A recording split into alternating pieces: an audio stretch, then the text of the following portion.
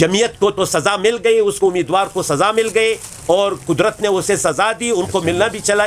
دیکھیں پختونخوا نیشنل عوامی پارٹی واحد جماعت ہے جو جمہور کی بات کر رہی ہے.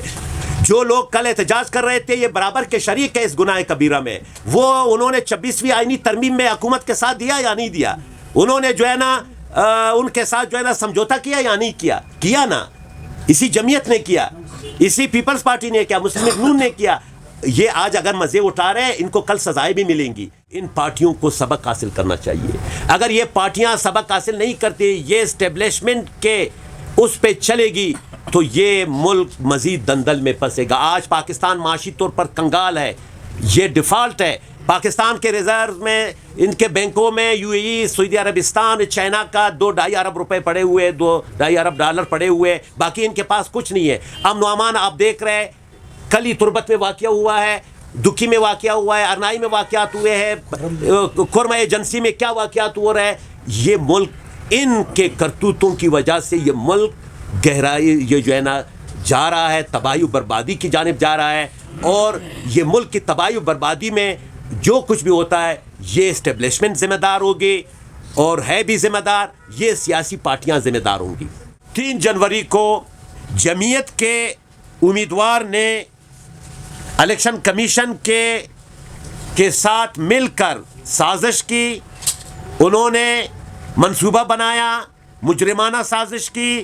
3 جنوری کو انہوں نے ہمارے کم و بیش 9 پولنگ اسٹیشن بالخصوص اور بالعموم تمام 15 پولنگ اسٹیشنوں کے جو ووٹر لسٹ تھے ان کو تبدیل کیا گیا, اور وفاقی اور صوبائی حکومتی اداروں, ضلعی انتظامیہ, یہ سب نے مجرمانہ, غیر آئینی اور غیر جمہوری اقدامات کے بعد سر شام, جب تک 15 پولنگ کے رزلٹ آیا ہی نہیں تھا, سر شام جو ہے نا بندے کی کامیابی کا غیر قانونی, غیر آئینی اعلان کیا گیا کہ جمعیت نے پختونخوا نیشنل عوامی پارٹی کے لیے جو گڑھا کھودا تھا, یعنی انہوں نے الیکشن کمیشن کے ساتھ مل کر جو فہرستیں 3 جنوری کو اس میں مکمل رد و بدل کیا, اپنے ووٹرز کو ڈالا, ہمارے ووٹرز کو نکالا, اس گڑھے میں خود جمعیت جو ہے نا وہ گر گئی ہے.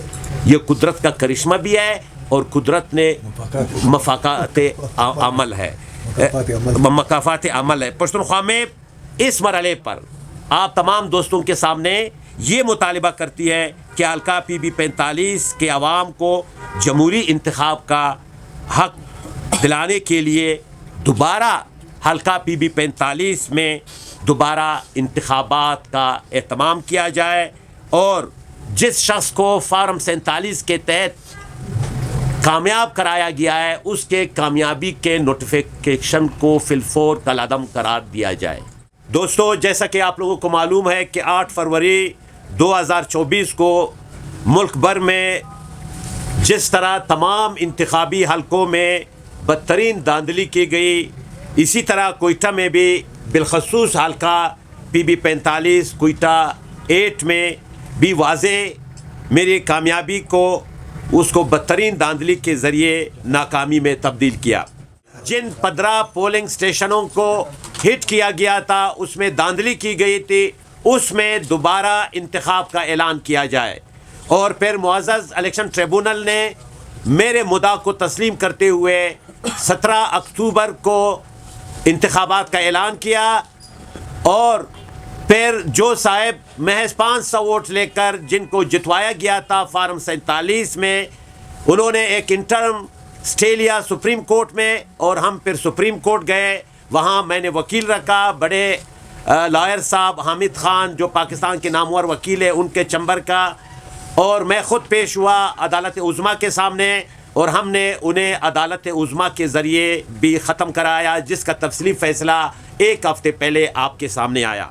آپ نے دیکھا کہ اس حلقے میں اب تک 5 ریٹرننگ آفیسر تبدیل کیے گئے. 8 فروری کو ایک صاحب تھے, پھر 17 اکتوبر کو دوسرے صاحب مقرر ہوئے انتخابات, پھر جب 19 دسمبر کو اعلان ہوا پھر تیسرے صاحب تھے, پھر جب 5 جنوری کو انتخاب کا اعلان ہوا پھر ایک اور ریٹائرڈ यहाँ असिस्टेंट कमिश्नर है, रिटायर्ड कैप्टन है, उनको मुकर्रर किया, और ना सिर्फ उनको मुकर्रर किया बल्कि DRO को भी तब्दील किया। हालांकि उससे पहले जो RO साहब थे, बहादुर खान साहब, असिस्टेंट कमिश्नर कुचलाग, उनको इतना प्रेशराइज किया, उनको इतना थ्रेट किया गया कि उन्हें मजबूरन ये लिखना पड़ा पहले इलेक्शन कमीशन को कि मेरी वालिदा बीमार है, फिर कहा मैं ख़ुद बीमार हूँ। बहरहाल हम हाई कोर्ट गए, हमने हाई कोर्ट से इस्तदा की कि ये क्या तरीका है कि उन्होंने 19 जनवरी से इंतखाबात 19 दिसंबर के बजाय 5 जनवरी को उन्होंने इंतखाबात के ऐलान किया। बहरहाल हाई कोर्ट ने direction the election commission of Pakistan को कि इन इंतखाबात को जो 5 जनवरी को होने हैं यहाँ ख़ुद इलेक्शन कमीशन के ज़रिए ये इंतखाबात का इनेकाद हो। पोलिंग स्टेशन नंबर 2 है government boys high school Akbar Bugti, इसके वोटर लिस्ट को तब्दील किया गया। मिसाल के तौर पर सीरियल नंबर 181 पर गुल मोहम्मद का नाम है हमारे पास, लेकिन जो लिस्ट वहाँ अंदर पड़ा हुआ था उसमें 181 पर किसी और बंदे का नाम था। आमिर नौ कॉलेज मशरकी बाईपास पोलिंग नंबर 8 पर यही सूरत हाल रही। फिर labour colony Takhtani female polling number 14 पर यही हालत रही। फिर इकरा Betul Quran Islamic school polling station number 47 पर इसकी भी यही हालात रही। फिर अल्लामा Iqbal open university polling station number 27 पर इसके लिस्ट को तब्दील किया गया था। इस तरह Cambridge high school मशरकी bypass polling station number 6 portion 2 इस पे भी इसका भी पूरा लिस्ट तब्दील किया गया था। फिर primary school Sadiqabad polling station है ईस्टर्न बाईपास, इसके भी फहरिस्त को तब्दील किया गया। 500 वोटर्स को उन्होंने तब्दील किया था। इतना मुजरिमाना फैल, और ये सब कुछ जमीयत के उम्मीदवार के साजिश से ये सब कुछ हुआ दोस्तों। तो इस तमाम उसमें जमीयत वो मुबर्रा नहीं है, वो बराबर की शरीक है। मुलाजिमीन नहीं थे, वो प्रेजाइडिंग ऑफिसर वहाँ पे तैनात थे।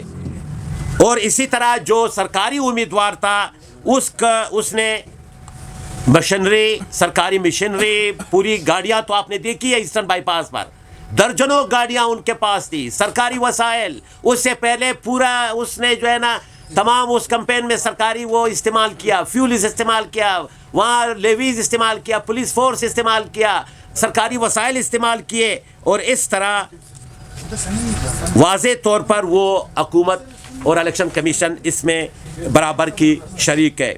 मुअज़्ज़ज़ दोस्तों, 5 जनवरी को पश्तूनख्वा नेशनल अवामी पार्टी के उम्मीदवार के तौर पर मैं नसरुल्लाह खान ज़ेरो को नाकाम बनाने के लिए उन्होंने जमीयत उलमा इस्लाम सरकारी उम्मीदवार जिसको जितवाए, जमीयत के ईमा पर इलेक्शन कमीशन ने नाम डाले थे। तो जमीयत का तो वो तो सिरे से हार रही थी, उसका तो कोई मैदान में नहीं था। आपने देखा, आप गवाह थे कि सिवाय पश्तूनख्वा नेशनल अवामी पार्टी के जिन्होंने वहाँ डोर टू डोर वर्क किया, जिरगे के कॉर्नर्स मीटिंग किए, इसके अलावा तो न जमीयत मैदान में थी, न सरकारी उम्मीदवार जिसको जितवाया गया 8 फरवरी को भी गैर कानूनी तरीके से और 5 जनवरी को भी, इन दोनों का तो नाम निशान भी था नहीं था। जब फेयर, फ्री, साफ, शफाफ, आज़ादाना इंतखाबात होते तो यकीनन मेरे हज़ारों वोटर्स, आप यकीन करें कि एक एक पोलिंग स्टेशन पर सैकड़ों लोग पर्ची जाकर जब प्रिजाइडिंग अफसर के पास जाते कि ये मेरा वोट है, ये मेरा नंबर है, उनको जवाब मिलता कि इस नंबर पे तो किसी और का नाम आ रहा है।